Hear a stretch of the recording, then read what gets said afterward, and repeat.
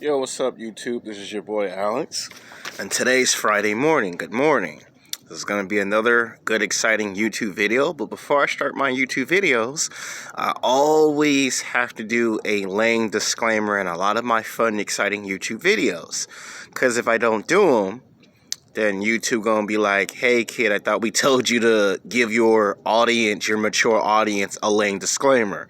So I know you guys and I know you women watch my channel and continue to watch my channel. And I still got some more new exciting episodes that's going to be about television and film. But I have to also make it aware that there's a new terms service for YouTube. And I got a lot of emails. And if you make YouTube videos yourself, you probably got emails just like I did. I mean, they're just rules. They're simple. You know, you don't mention nobody's first and last name without permission. We will not do this on this channel. So please do not go in the comment section naming names. Because if YouTube see that in the algorithm, then it's bye-bye my channel and myself go. And that means no first and last names. And do not put them in the comment section. I see them in the comment section, I'm going to delete and block you. So don't be putting people's first and last names in the comment section, and we're not going to mention any names. Now, I do not get paid any money for these YouTube videos. I do this for my passion. But if I was to get paid, then there's another rule that I have to actually follow. Of course, you know what that means. When you get a job, every time you get a job, they make you file taxes. So that's another rule. So I'm just putting it out here in the video so you can be fully aware that the new rules have been implemented. So if you see me change up my videos or change up my content, it's because YouTube asked me to. It ain't I done it because I wanted to do it. It's because if you want to continue to see these fun and exciting videos, then I have to abide by the rules, because they watch these videos. You may think they don't, but they do. Trust me, I know they watch my videos, because they push a lot of my videos for everyone to watch them when they don't have to. And I'll eventually have to make a thank you video to YouTube. I mean, that's probably going to be for Christmas, but either case goes, these are the rules. So if I change up the title and the title look a little different where it's just worded, it's because we're trying to make sure we fit within the community guideline rules, okay? So it's tough. I know you guys be like, but they change the rules all the time. Well, companies and jobs do it all the time, but that doesn't mean you stop following the rules, right? All right, the title of the video is going to be called Sex Game, The Best Music Studios, Music and Sound with Television and Film. Now, this was something that took me a while to get to. Like, when I first made my YouTube channel 4.5 years ago, I wanted to make this video, and people told me you got to wait at least 3 to 4 years that you build up a reputation and get a strong following. Now I've done that. Now I can get to this video. This might be between 15 to 20 minutes, if lucky 22 minutes. I promise this won't be a very long video. I apologize for the long title of it. It's probably going to be the first video where it's just going to be worded, and it'll just be straight simple. The reason why I do it is because in television and film, most movies and most television shows cannot coexist without music. Like, imagine if some of our best movies and television shows did not have no music whatsoever. It'd be very boring, right? None of us would ever want to watch The Flash or The Arrow if there were no music in it. Like the theme song to your heroes, to the villains. Sometimes when we go to the movie theater and we see these movie trailers, the music draws you in. Like Star Wars, the one thing that makes you watch all the Star Wars movies, no matter how good the Star Wars movies are or how bad, you can't deny that 99.99%, the music is what makes you go watch Star Wars, Star Trek, even Power Rangers, even anime. Like when you watch Dragon Ball Z, when you hear the theme song to Dragon Ball Z, the music, whenever Goku transforms into a Super Saiyan, he has a theme song. When Vegeta fights, he has a theme song. Piccolo, Gohan, all the characters, whether they're heroes or villains, they actually have theme songs for their characters. And movies and television shows would never be the same if it wasn't for music. So you have to say thank you to the women and men of the music department of your college that helped with the process of filmmaking. because without music, filmmaking wouldn't be that easy in television and film. Like every time you see a trailer, they always have some good song in there that make you go, I want to see it. All right, now this is going to be talking about the best music studios. Now, for people who are interested in music and sound, like the music studios. Now, when I was at Los Angeles City College, what they did was my first production and my second production was actually music. A lot of people don't realize that. Now, I did take 3 television classes, and I did take some film and some theater and some acting at film school at Los Angeles City College here in Los Angeles, California. But my first 2 classes were actually musical classes. It was like 55% music, and the other 40% was like film in conjunction with television. It was like more television than film, but film because you have to film it on television. So that's how film and TV come together. And the music production. The music production was I would be the camera operator and I would have to film a live music performance. And we had to set up the stage. You know, we had to sit there for 2 hours of prep time. So for 2 hours, you had to write out your ideas for the music production. And then you had a total of 4 hours before you could even film on television for a music production. You know how American Idol would set up the stage? It'd take them 2 to 3 hours to set up the stage? Well, it took us 2 to 3 hours to set up the stage. And they had the composer writer, they had the songwriter, and then they brought in the artist. And then our producer would interview the songwriter who was going to sing the live performance, whether it was a man, a woman, young or old, black or white. And the television department and the film department and the music department were like, there's peanut butter, there's jelly, and there's bread, right? So we all 3 come together and we're next door to each other. Now, when they come in and do their live performances, they showcase their talent on our show. We film it, they do a live performance, and then they broadcast the music on our channel frequency, and that's how we cultivate. Out of the first thing, we had like 4 performances. My first production, we had 4 performances. We had somebody do jazz, like one person did jazz. One person wanted to do a rock band. The problem was the guitar broke and then the sound was distorted. This is where we get into the musical aspects of it. Now, when I was at West LA College, I didn't really do any musical productions because I was into just being a screenwriter and a film director. And then I left West LA College, and when I got to Los Angeles City College, I would do television and film, theater, and then somehow music got in there. So it was like a bonus. I didn't take no music classes, but when you take the first and second television classes that I took, music becomes a part of that program. So whether you are into the music program or not, if you take 2 classes that are a subject to television, you still associate with music even though you ain't took those classes. Now, maybe at a later date, if I didn't get my first job, that's another story for another time, I probably would have eventually took 2 or 3 music production classes so I can be very well versed and well rounded and experienced. Because when you get into the film business and when you get into television and film, a lot of times you might do music videos. You might do what they call music productional videos. And our first production, it was like 4 performances. Our second production, it was again music. So I got to see these live performances, and it gave you the feeling that you were at a concert, in front of millions and millions and millions of people. That's what the artist feels. As a camera operator and being in the studios where I got to be technical director, assistant director, I got to see how the magic is created and how that artist gets to create that magic. So the artist is making the magic live. We are like witnessing it live. So we're a part of it. But the artist is the one who's creating that magic. And we're just a part of it. But you have to set up the set for about 2 to 3 hours. And then you have a total of 4 hours where you bring in the people. So sometimes we could be in there all day for rehearsal. And then the next time we come back, we do it for real. Sometimes you might get 2 weeks of practice.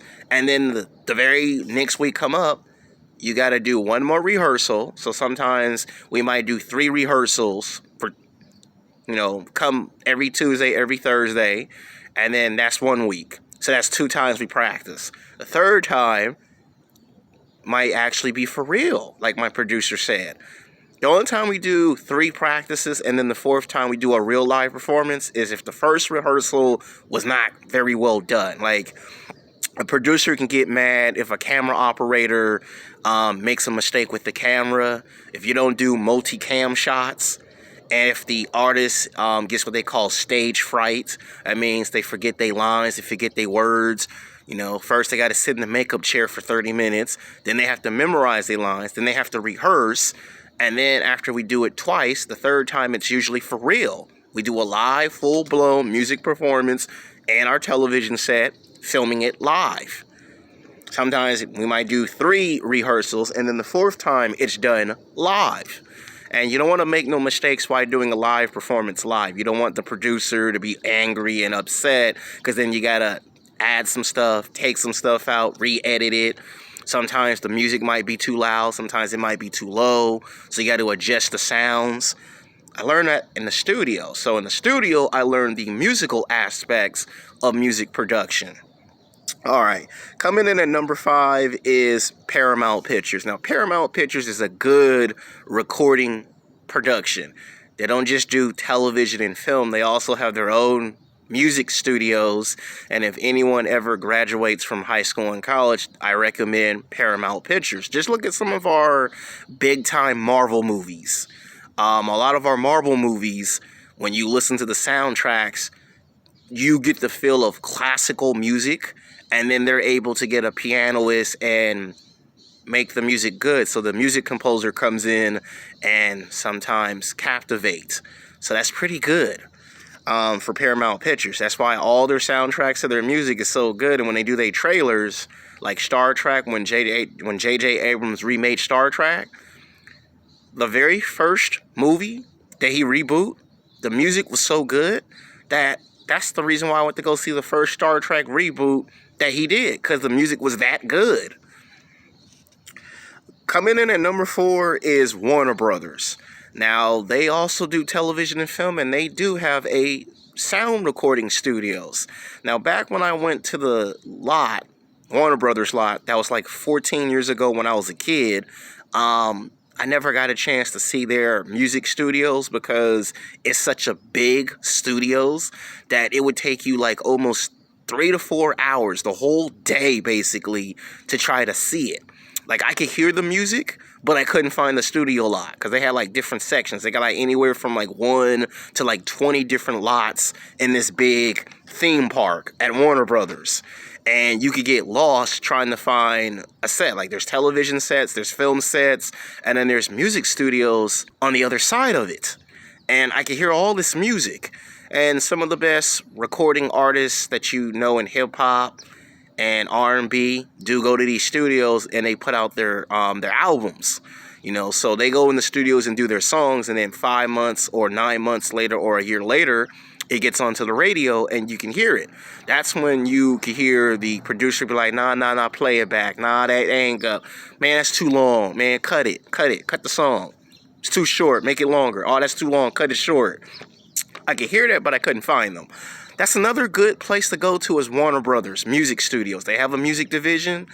Of course, you would have to graduate college and you would have to already be trained in it to do it. Now, I had one friend, this is like 14 years ago, that actually went to Warner Brothers and got a job with Warner Brothers, and then he has his own production company now. Now, I ain't ran into him because at that time, he had already graduated, I think he graduated high school and college maybe 5 years before I got into college. So by the time I got to college, he was already out of college, and he had already started his own company. And he would put it on Facebook to promote. But by the time I tried to contact him, he got a new cell phone number and a new cell phone, and then moved to a new state where he would be doing music with a lot of the recording artists of New York City, and he would travel back and forth between Los Angeles and New York. So you live and you learn. Warner Brothers can get you real far in the game. All right, coming in at number 3 is Sony Pictures. Now, Sony, from what I've seen, when it comes to music, hands down, they are the best. Like, yes, they have television, they have film, they have animation. They're good when it comes to technology, their cell phones, their computers. You know, they create their own versions of the iPhone. Sony's good with that, but they also have their own music division. Now, there was this other girl that I met. Seems like all the people that I meet when I go in television and film, they go into the music department. That's funny. I'm in television and film, they're in the music department. Now, there was this one black girl that always liked music, and she got an internship from Sony Pictures, and she told me when it comes to places like Sony Pictures, Warner Brothers, and Paramount, they give out the best internships. So if you're trying to get into an internship in television and film, or you want to go with Sony Pictures, they're the best. Like when it comes to music, Sony Pictures is where you want to go to, because they have the best teachers. They're going to help you. Now, it's a studios, but they also have an internship there. And these studios show you like the ins and the outs of the business, what you need to be prepared for, what you need to have, and how to refine your skills and your tools. So Sony's pretty good. Coming in at number 2 is Universal. Now, everybody knows Universal can pretty much do everything. Television, film, anime, if they wanted to, which they do, and music. Like, that's a lot of their money is music. Like, 50% of that is their music. The other half is television and film. I'm talking about Universal. And some of the best recording artists have come from Universal. A lot of these people have made, if not millions, thousands and thousands of dollars, and their music just gets put out to the whole world, and they have a good division. I remember one time I accidentally went to the wrong part of Santa Monica. I ended up on the other side, and by accident I found Universal Music Division by accident here in California. They got like 6 different divisions, because it's not just Universal here in California. They actually got one in Florida. But that's another story for another time. But the point is, when I got here, I actually fell asleep. And when I got off the bus, I walked like 5 blocks, and I just saw this building said Universal Music. And I was shocked that they had their own studio. And a lot of these artists that you've seen for years have been signed by Universal. And then these guys do all the music, and then surprise, surprise, they end up doing movies and television shows, and they get small roles for Universal Pictures. And then a lot of their songs get put into the Fast and Furious movies. So it's good for you if you go to, and plus I like Universal because I've gone to their theme park, Universal Studios Hollywood. So I highly recommend this one. Now for the number 1 music school. This is a studios and a school. A lot of people get confused with this one. They're a school and a studios. Now, this one is by far the most expensive program I've seen. I've had at least 5 people in 10 years tell me about this program, that they're the best of the best. They're considered the be-all to end-all. They're the one program that puts out careers to start. They give you your start. They push you forward. They give you that big push that you're looking for. Los Angeles Recording School. It is off of Sunset. You can say Hollywood and Sunset, or you can say Sunset. They're by far the best. Why? Because they get the most transfers. A lot of people who have trouble in college, they usually do 2 or 3 years at a community college or at a big school, right? And they transfer over to there. And then they do maybe 2, 3, maybe 4 semesters. And then maybe 5 or 6 years later, they got their own recording studios. They got sound equipment. They're well-versed. They've already done like 5 programs. And then they've done 3 or 4 music productions. And then when they go to places like a talent show, they already are well-versed. That's how they get signed. And that's how they get companies to sign them. This is how guys get record deals. These are how guys learn how you get record deals. This is how people graduate from this program. They become producers, executive producers, music composers, songwriters. They get that whole experience because they're a school and they're a studios All they do is music. You know, rock music, heavy metal, alternative, hip hop, R&B, rap. You know, any type of style of music, it's done at the school. They've done, they even have their own television and film program, like in the same location. Like you might go to Hollywood and Boulevard, right, and see Los Angeles Film School. That's their other school. Like this program don't have one school. This program is so big, they have to have two different schools. And when I go to the other side of it, there's LA Film School when you go further down, right? But when you go in Hollywood and Sunset, or you can just say Hollywood, there's the school. They got like 2 or 3 schools in this area. That's how big this program is. You want music, they send you to their other school division. They own both these schools. And they have a big reputation, you know. They're a school and they're studios. You still got to take math and English. So there's no getting around that. You still got to take math and English. You still got to have classes. They still give you assignments, but you still get that musical experience. And then sometimes the television film department might be asked to come over there and film the live musical performance. I did those two at Los Angeles City College. And sometimes you ask your professor and they'll tell you that's a very good program, one of the best on the planet. Gonna cost you a lot of money. So this is number 1. Now I know some of y'all might like the list, some of y'all may not like the list, but there are other schools. If this is a well-received video, if it's well-received, I'm gonna make a part 2. If part 2 is very well-received, I'll make a part 3. So this video is for both, for women and for men. I apologize that it's a long title. I might upload this tonight or Saturday morning, so that way it doesn't upload that fast, because I might have to play playback, and if I don't like the title of it, I might change the title of it. So until then, peace.